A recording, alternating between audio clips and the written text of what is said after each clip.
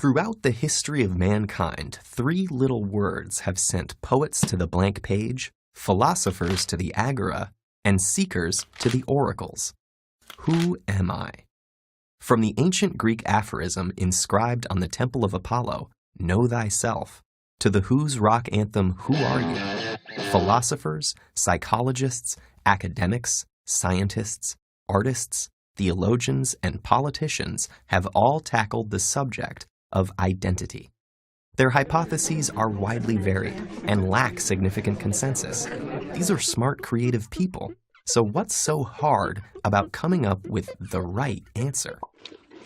One challenge certainly lies with the complex concept of the persistence of identity. Which you is who? The person you are today, 5 years ago, who you'll be in 50 years? And when is am? This week? Today? This hour? This second? And which aspect of you is I? Are you your physical body, your thoughts and feelings, your actions? These murky waters of abstract logic are tricky to navigate, and so it's probably fitting that to demonstrate the complexity, the Greek historian Plutarch used the story of a ship. How are you I?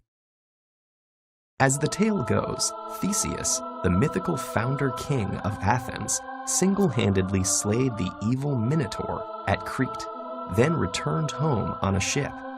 To honor this heroic feat, for 1,000 years Athenians painstakingly maintained his ship in the harbor, and annually reenacted his voyage.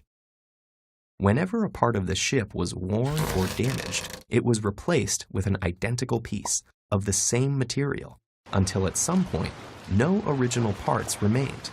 Plutarch noted the ship of Theseus was an example of the philosophical paradox revolving around the persistence of identity.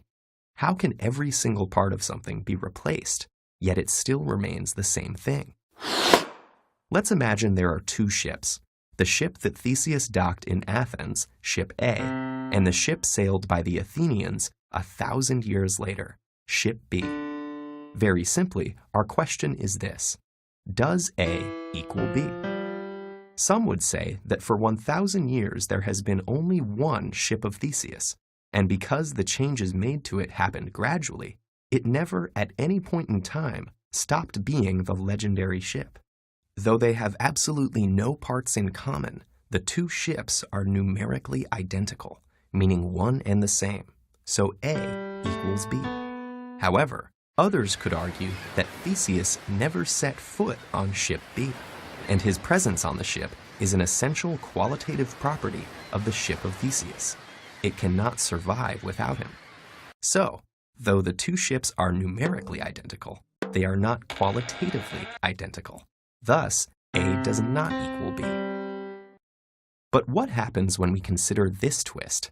What if, as each piece of the original ship was cast off, somebody collected them all and rebuilt the entire original ship?